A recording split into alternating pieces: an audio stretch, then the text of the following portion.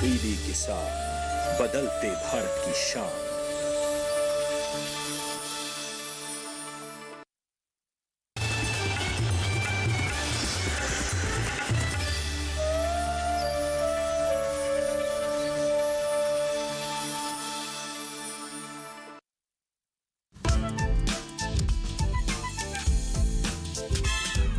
Life में जरूरी है छटाक पर हंसी, छटाक पर खुशी, इनके लिए उनके लिए भी। छटाक पर हंसी, अरे क्या, छटाक पर खुशी।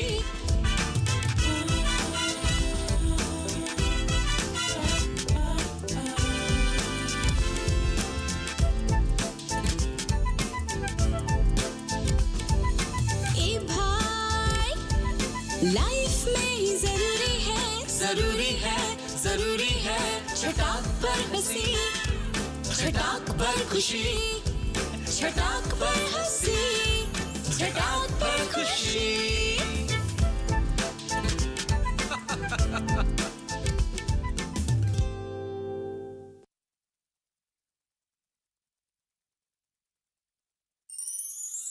नमस्कार, मैं श्रुति पनवर स्वागत करती हूँ हमारे किसान बहन और भाइयों का उनके चहेते कार्यक्रम में जिसका नाम है छटाक भर खुशी।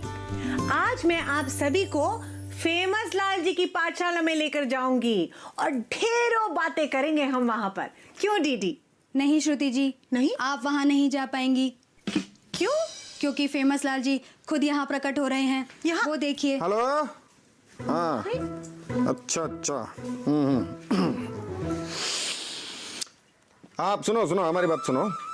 अमेरिका से बोल देना कि विलायती की शादी में अगर टांग अड़ाया ना तो देख लेना। हाँ, अभी फोन पे समझा रहे हैं हम तुमको, ठीक है ना? सामने आके बोलेंगे तो पता नहीं क्या हो जाएगा। हाँ, अरे वही होगा जो हम सोच भी नहीं सकते हैं एकदम। हेलो, फोन कर देगा। फेमस लाल जी, ये आप क्या कर रहे हैं? एक एनआरआई के लिए अमेरिका को धमकी दे रहे हैं। क्या आप नहीं जानते अमेरिका दुनिया का सबसे शक्तिशाली देश है और भारत का एक बहुत प्यारा मित्र भी है। अरे दीदी जी, अरे यू अमेरिका नहीं है तो? ये हमारे गांव का अमेरिका है। मतलब अमेरिका? अरे ई बिलायती का बाप है, ये कोनो देश वैसे नहीं है मैडम जी। अच्छा, नाम मतलब कि अमेरिकवा। हुए है मैडम जी। अरे आपको तो पता ही है कि हमारे गांव में जकरा जो मन करता है नाम रख देता है। अगर हूँ बताने लगा ना मैडम जी तो अब नहीं, आपको बताने की कोई जरूरत नहीं। आपको ना अभी सुनने की जरूरत है। अरे हम फोन पे वो तो सुन रहा था। नहीं, फोन पे नहीं, हमारी बात सुनने की जरूरत है। जी। अरे हम आपके पाठशाला में आ रहे थे लेकिन आप यहाँ पर आ धमके। अरे मैडम जी, वो का है ना कि भोरे भोरे हमारा एगो मित्र का फोन आ गया। तो फोन पे बोला कि फेमस भैया, ये फसल को थोड़ा ड्रिप चढ़ाना है, सिंचाई करनी है।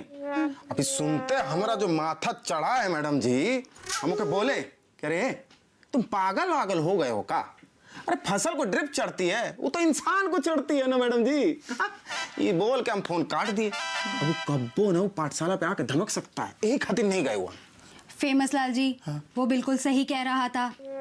आजकल बहुत सारी ऐसी खेती हो रही हैं जिसमें टपक विधि इस्तेमाल की जाती है। अरे हम सिंचाई की बात कर रहे हैं और आप हमारी खिंचाई कर रही हैं। नहीं फेमस लाल जी, मैं बता रही हूँ सूक्ष्म सिंचाई यानी माइक्रो इरिगेशन। इसमें ड्रिप मेथड यानी कि टपक विधि और दूसरा है स्प्रिंकल मेथड यानी कि फव्वारा विधि। तो आप ये विधि का विधान हमको अब्बे बता दीजिए, काहे कि अगर वो पाठशाला पे आ गया ना तो हमारा गुस्से का कुवारा फूट जाएगा। अरे शांत हो जाइए, गुस्सा नहीं, अभी तो अंकुर फूटेंगे। दीदी हमें बताइए और हमारे किसान बहन और भाइयों को बताइए। जी श्रुति जी, मैं बताती हूँ आपको ड्रिप मेथड यानी कि टपक विधि के बारे में। सिंचाई में टपक विधि का विकास 1960 के दशक के आरंभ में इजराइल में हुआ था और 1960 के दशक के अंत में उत्तर अमेरिका और ऑस्ट्रेलिया में हुआ था। इस विधि में पाइपलाइन द्वारा पौधों की जड़ों के आसपास सतह या उप सतह पर ड्रिपर्स के माध्यम से आवश्यकता अनुसार पानी दिया जाता है। इस प्रणाली में बूंद बूंद द्वारा फसलों व बागवानी पौधों की सिंचाई की जाती है। इस विधि से सिंचाई करने पर लगभग 50% पानी की बचत होती है। साथ ही फसल उत्पादन में वृद्धि, खरपतवारों में कमी और फसल उत्पाद की गुणवत्ता में भी सुधार होता है। इस विधि में सिंचाई के साथ उर्वरकों का इस्तेमाल भी किया जा सकता है। अच्छा, मान लीजिए कि हम टपक विधि से खेती करते हैं तो ओकरा से का लाभ होगा?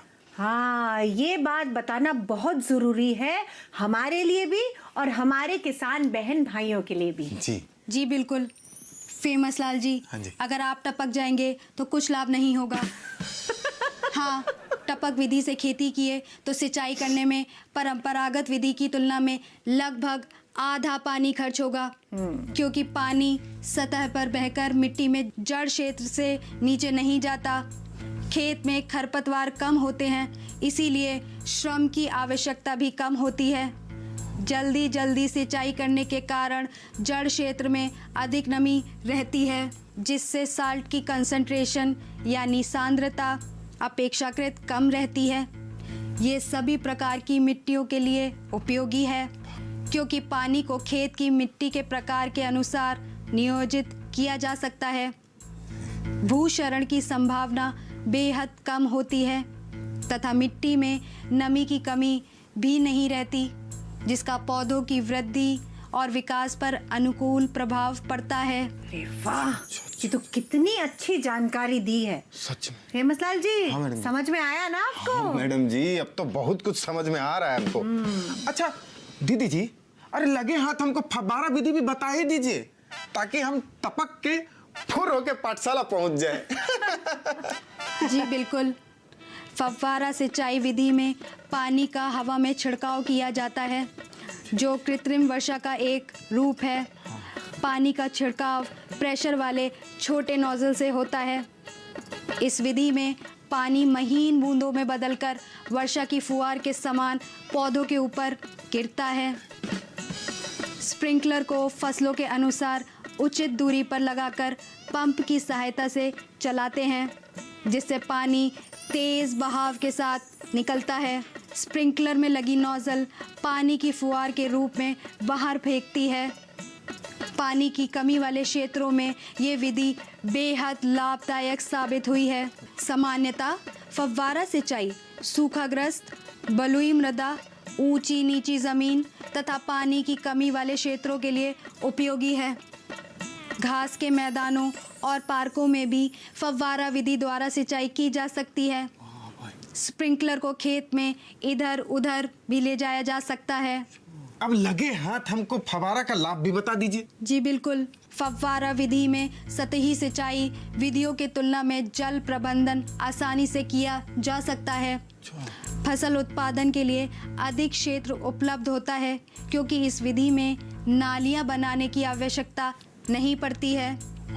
पानी का लगभग 80 से 90% भाग पौधों द्वारा ग्रहण कर लिया जाता है, जबकि पारंपरिक विधि में लगभग 30 से 40% पानी ही इस्तेमाल हो पाता है। ज़मीन को समतल करने की ज़रूरत नहीं होती है। ऊंची, नीची और ढलान वाले स्थानों में भी इससे आसानी से सिंचाई की जा सकती है। फसलों में कीटों व बीमारियों का खतरा भी कम होता है, क्योंकि स्प्रिंकलर्स द्वारा कीटनाशकों का छिड़काव बेहतर ढंग से किया जा सकता है। फसलों में डालने के लिए घुलनशील उर्वरकों का इस्तेमाल आसानी से किया जा सकता है। वाह दीदी वाह, आपने तो हमको एकदम नया ज्ञान से अवगत करा दिया है। पहले हमको लगता था कि खाली बिजली से और डीजल से सिंचाई होता है, पर आज देखिए मैडम जी, हम लोगों का देश कितना उन्नति कर रहा है। वाकई में। अरे ओकरा बात सुन के हम बहुत उदास हो गए थे पहले सवेरे। हाँ, पर अब देखिए हमारा मन एकदम हरा भरा हो गया है। फेमस लाल जी, अभी तो आपको और भी ज्यादा हरियाली दिखानी है। बस बस बस बस, अभी नहीं, अभी इतनी ही जानकारी, क्योंकि चाहिए हमें एक चाय की प्याली और ब्रेक के बाद और हरियाली। जी। इसीलिए लेते हैं एक छोटा सा ब्रेक। छटाक भर खुशी।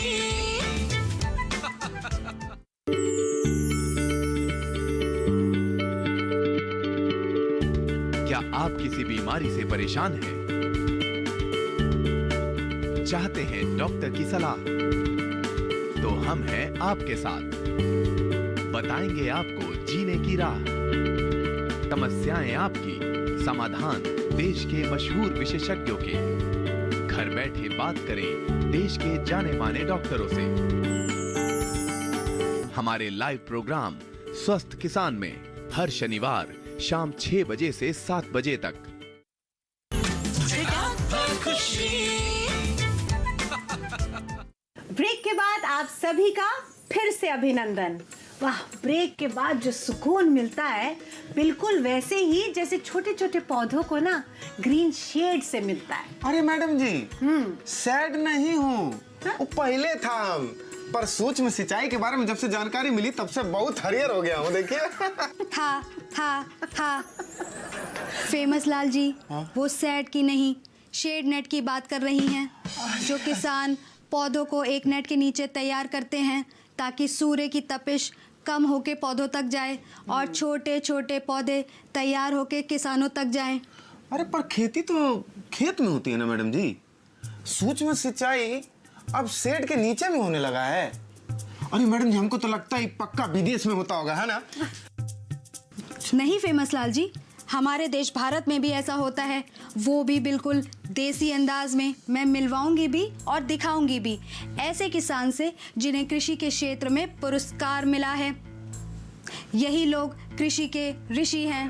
अरे वाह, तो फिर झट से मिलवाइए उन कृषि के ऋषि से। जी जी बिल्कुल।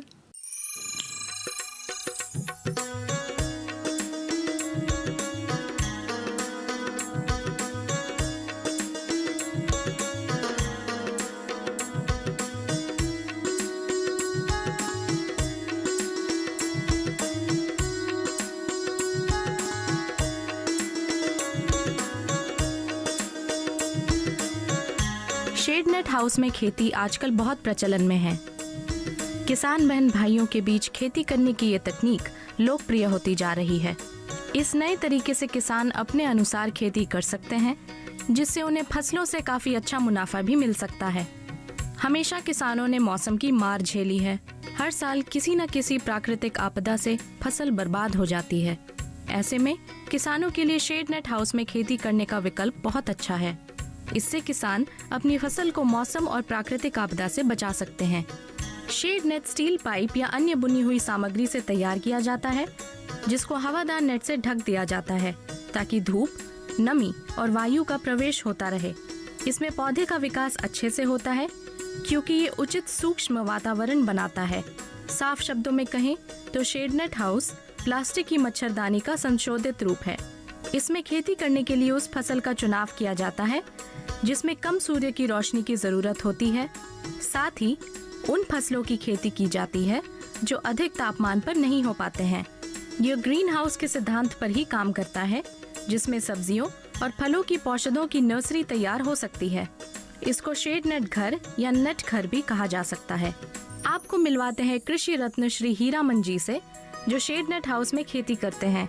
मेरी नर्सरी है पौधे की और उसका नाम है श्रीमंत श्री एग्रो नर्सरी। किसान पारंपरिक खेती कर रहे थे, उसको मैं बोला कि मैं नर्सरी में अच्छे पौधे बनाए, वो पौधे लगाओ, तुमको फ़ायदा हो जाएगा। और वो बोले ठीक है, हम लेके जाएंगे।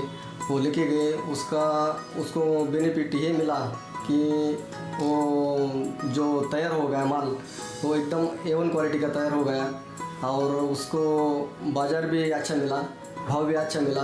वो अपने भारत सरकार को ये अपना पूरा अच्छा लगा, इसलिए मेरे को अवार्ड मिला।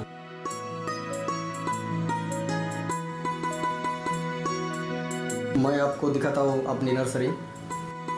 ये हमारी नर्सरी है और ये मैं बताता है, ये प्लास्टिक का ये ट्रे है, इसमें एक कोकोपीट है नारियल का, उसमें वो भर देते, बाद में इसमें बीज डालते हैं बीज बनाने के बाद ये ऐसा ऐसा पौधा तैयार होता है। ये पत्ता गोभी के पौधे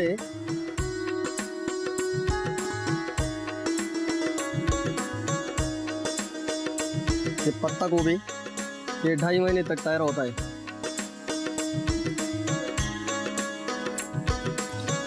ये बैंगन के पौधे तैयार हुआ है, तो तैयार होने के बाद ये खेती में इतना लगाने का और बाद में उसको फल आ जाता है। ये मिर्ची के पौधे तैयार हुआ है, 70 दिन में उसको फल आ जाएगा। ये करो ये 2 महीने तक तैयार होता है ना। ये हमारी नर्सरी और हमारी खेती मेरे दादाजी ने भी की है, हमारे पिताजी ने भी की है, मैंने भी की है और मेरा बेटा भी करेगा। जी हाँ बिल्कुल, पापा ने जो कहा है उसी तरह से दादाजी ने प्रधान ने दोनों भी खेती की, उसके साथ मैं भी आगे ये करना चाहता हूँ। मैं युवाओं को बोलना चाहता हूँ कि ये जो खेती है वो घाटे का सौदा नहीं, ये मुनाफे का सौदा है। वाह मैडम, वाह मैडम जी, गजब व्यवस्था बना रखे हैं ये लोग। अरे कोई सी भी खेती कर लीजिए ओकरा में तो। हाँ कर सकते हैं। और एक और बात बताएं हम आपको और अपने किसान बहन भाइयों को कि हमारी सरकार आपको 50% सब्सिडी भी देती है। हाँ और तो और आप बैंक से बड़े आसानी से कर्ज भी ले सकते हैं और अपना नेट हाउस तैयार कर सकते हैं। वाह मैडम जी, मतलब नेट के बिना आप कुछ काम ही नहीं होगा, ना मोबाइल में या ना खेत में। फेमस लाल जी, अभी तो एक और नेट है, उसके बारे में तो परिचय देना रह ही गया। अरे दीदी, अब ये कौन से नेट की बात कर रही हैं आप? आप भी ना कमाल हैं, मशीन होकर इंसानों के साथ नेट प्रैक्टिस कर रही हैं। चलिए रहने दीजिए, बताइए कि कौन से नेट की बात कर रही हैं आप? कढ़ाई। कढ़ाई पनीर या कढ़ाई chicken? Famous Lal ji, chicken हमेशा खाया ही नहीं जाता।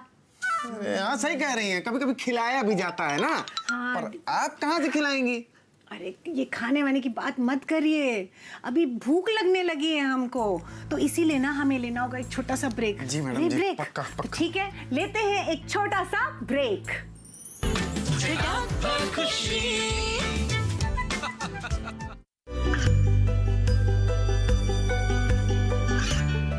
गांवों और पिछड़े क्षेत्रों में सरकारी योजनाओं की जानकारी पहुंचा। देश में कौशल और क्षमता विकास कर ग्रामीणों को सामाजिक बदलाव और विकास से जोड़ने की दूरदर्शन किसान की पहल चौपाल चर्चा देखें सोमवार से शुक्रवार सुबह 9 बजे।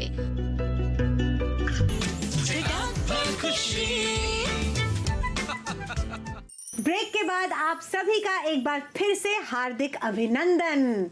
तो आप बताइए कौन से चिकन कढ़ाई की बात कर रही थी? मैं चिकन पे कढ़ाई की बात कर रही थी। अरे फिर से चिकन? ये तो गलत बात है ना मैडम जी। वो कहाँ है ना कि चिकन का नाम सुनते ही हमरा जीभ लपलपाने लगता है। फेमस लाल जी, चिकन केवल खाया ही नहीं जाता है, पहना भी जाता है। और कढ़ाई मतलब कशीदाकारी और अंग्रेजी में कहें तो एम्ब्रॉयडरी। और आप हैं चिकन कढ़ाई के पीछे पड़े हुए हैं। अरे तो क्या करें, आप ही तो बात घुमा रही हैं तब से। आप भी सीधा सीधा बता दीजिए ना। और सुनिए सुनिए सुनिए, वो नेट के बारे में भी जरूर बताइएगा। हाँ जी बिल्कुल, नेट पे भी एम्ब्रॉयडरी की जाती है, यही बताना चाहती थी। हमको तो समझ नहीं आ रहा है मैडम जी। हमको बस इतना याद आ रहा है कि हमारी माता जी जो है ना, वो गोल गोल छल्ला पे कुछ फूल पत्ता बनाती रहती हैं। बिल्कुल वही तो बात कर रही है दीदी। लेकिन क्या है ना, ये सारी एम्ब्रॉयडरी अब इंसान नहीं मशीन करने लगी है। अरे बताइए मैडम जी। हाँ मैडम जी, हमको तो कभी कभी लगता है ना कि सारा काम अगर मशीन करने लगेगी तो हम इंसान क्या करेंगे? देखभाल करेगा, वही तो चलाएगा मशीन को। चलो अब आप रोनी सूरत मत बनाओ और मेरे साथ सूरत चलो, वहाँ मैं आपको एम्ब्रॉयडरी का काम दिखाती हूँ। अरे वाह, तो चलिए सूरत चलते हैं। हाँ जी तो चलिए। एम्ब्रॉयडरी डिजाइन एक प्रकार के धागों से की जाने वाली कढ़ाई है जो प्राचीन समय से चली आ रही है। भारतीय परिधानों में एम्ब्रॉयडरी का बहुत महत्व है और आज तो ये फैशन ट्रेंड भी बन चुका है। परंपरागत एम्ब्रॉयडरी भारतीय ही नहीं, विदेशी डिजाइनरों को भी आकर्षित कर रही है। आज के समय में कंप्यूटराइज्ड एम्ब्रॉयडरी मशीन के साथ सिलाई की जाती है, जिसमें कढ़ाई सॉफ्टवेयर के साथ डिजिटल पैटर्न का उपयोग किया जाता है। पहले से ही तैयार साड़ी या दुपट्टे में कुछ बनावट के साथ डिजाइन जोड़ते हैं। मशीन कढ़ाई का उपयोग व्यापार शर्ट या जैकेट, उपहार और टीम के परिधान के साथ साथ लोगो और मोनोग्राम को जोड़ने के लिए किया जाता है। साथ ही साथ इसका इस्तेमाल घरेलू लिनन, ड्रेपर और डेकोरेटर कपड़ों को सजाने के लिए किया जाता है, जो अतीत के हाथ की कढ़ाई की नकल करते हैं। मशीन कढ़ाई को आमतौर पर रेयॉन धागों के साथ किया जाता है, हालांकि पॉलिएस्टर धागे का भी उपयोग किया जा सकता है। आधुनिक मशीन कढ़ाई में भी विकास हुआ है। नई मशीनों को डिजाइन किया गया है जो यूजर को फ्री मोशन एम्ब्रॉयडरी बनाने में सहयोग देता है। ये कपड़ा कला, रजाई, कपड़े बनाने, घर के सामान के साथ साथ और भी चीजों को तैयार करने में मदद करता है। यूजर डिजिटल एम्ब्रॉयडरी डिजाइनों को डिजिटाइज करने के लिए एम्ब्रॉयडरी सॉफ्टवेयर का उपयोग कर सकते हैं। इन डिजिटल डिजाइन को फिर फ्लैश ड्राइव की मदद से एम्ब्रॉयडरी मशीन में स्थानांतरित किया जाता है और फिर एम्ब्रॉयडरी मशीन कपड़े पर चयनित डिजाइन को कढ़ाई करती है। आज मशीनों का युग है, पर भारत में कढ़ाई तो सदियों से चली आ रही है। हमारे देश में प्रत्येक क्षेत्र की अपनी विशिष्ट एम्ब्रॉयडरी है। हर प्रदेश का अपना एक खास कढ़ाई का पैटर्न रहा है। आपको मशीनों की कढ़ाई से लेकर प्राचीन कढ़ाई के बारे में बताते हैं। जरदोजी, इसकी शुरुआत मुगल काल में हुई थी। अब इसे साड़ियों, हैंडबैग और बेल्ट पर भी किया जाता है। चिकन, यह एम्ब्रॉयडरी भारत में बहुत लोकप्रिय है और पूरे देश में लखनवी चिकन प्रसिद्ध है। काथा बंगाल की प्रसिद्ध कढ़ाई है। इसमें यहाँ के लोग वस्त्र पर पुराने कपड़ों से सुंदर आकृतियाँ बनाते हैं। जामावार, जामावार बहुत प्राचीन कढ़ाई है। यह अपने शाही अंदाज के लिए प्रसिद्ध है। इसे शॉलों और कुर्तों में इस्तेमाल किया जाता है। कसुटी कर्नाटक की परंपरागत एम्ब्रॉयडरी है। इसमें लाल, हरे और नीले धागों से तुलसी की पत्तियों का उपयोग करके आकृति उभारी जाती है। जरी कढ़ाई सोने के धागों से की जाती है। शॉल, साड़ियाँ, कुर्तों आदि में जरी के साथ रेशम के धागों का भी प्रयोग किया जाता है। फुलकारी, फुलकारी पंजाब और जम्मू में प्रचलित है। फुलकारी में रफू जैसे स्टिच का भी प्रयोग किया जाता है और खराब हुए कपड़े को इस माध्यम से ढक दिया जाता है। वाह मैडम जी, हम ठीक ऐसा ही लवली को ना लहंगा पर कढ़ाई करवा के देंगे, बहुत खुश हो जाएगी। हाँ, और कर भी कह सकते हैं, लहंगा ही दीजिएगा, शादी तो कर नहीं सकते। अरे ऐसा कैसे? लवली की शादी हमरे से ही होगी, वो हमार प्यार है। अरे तो फिर झटपट कीजिए ना उससे शादी। कहीं लवली की बुआ कौशल्या जो है एक और अड़ंगा न डाल दे और उसका ब्याह किसी और से करवा दे। अरे क्या बताएं मैडम जी, हमारा नसीब में, हमारा भाग्य में ना सारा साथी बन के बैठी हुई है वो। अरे दीदी जी, अरे आप ही कोनो उपाय निकालिए ना कि बाप भी मर जाए और खटिया भी ना टूटे। मसलाल जी, सांप भी मर जाए और लाठी भी ना टूटे, ये है मुहावरा। उहे मैडम जी, उहे। ठीक ठीक ठीक। अरे फोन पे फोन आ रहा है अम्मी। हाँ, ये तो हमेशा ही आता है आपके। जी, हेलो। ताऊ करोड़ी लाल बोल रही है सर। ये बता, तो खरबूजा को देख के खरबूजा रंग क्यों बदले? अरे तो ताऊ देखण क्यों दे? एक काम करो, वो काले कपड़े हुए ना, वो एक एक पे डाल दो, ठीक ना? देख पाएंगे तरबूजे एक दूसरे को ना, रंग बदल पाएंगे। तो जरूर फेमस होगा। काला चश्मा लगा ले, तेरे हाथ में तोते उड़ जाएंगे। हेलो हेलो, अरे हमारे पे तो तोता ही नहीं है हाथ में, तो कहाँ से उड़ेगा? हेलो, सुन रहे हैं? Hello hello. देखिए, आप हरियाणा से फोन आया था हमको। देखिए मैडम जी। मसलाल जी, हम देख रहे हैं और सुन भी रहे हैं। अरे ताऊ जो है वो मुहावरे की बात कर रहे हैं और आप जो है तोते में अटक गए हैं। फेमस लाल जी, आप एक काम कीजिए, अपने तोते को पिंजरे में बंद कर दीजिए। अरे लेकिन हमारे पे तोता है ही नहीं, तो कहाँ से पिंजरा में बंद करेंगे? ओ, रतलाम स्टेशन के पास ना एक बहुत बड़ा पेड़ है जहाँ सैकड़ों तोते रहते हैं। अगर आपका तोता कहीं भाग जाए ना तो समझ लीजिएगा कि वहीं मिलेगा। अच्छा अच्छा, हाँ मैडम जी, वहीं ढूंढेंगे हम। फेमस लाल जी, हाँ, हम मजाक कर रहे हैं आपसे। हाँ हाँ हाँ हाँ, मैडम जी आप भी। बस यही खुशी। यही खुशी हम अपने कार्यक्रम के जरिए अपने किसान बहन और भाइयों तक पहुंचाते हैं। तो दोस्तों, आपसे फिर मिलेंगे एक नई बातों के साथ, नई मुलाकातों के साथ और नई जानकारी के साथ अपने अगले एपिसोड में। तब तक अपना ख्याल रखिए और देखते रहिए आपका अपना पसंदीदा शो जिसका नाम है छटाक भर खुशी।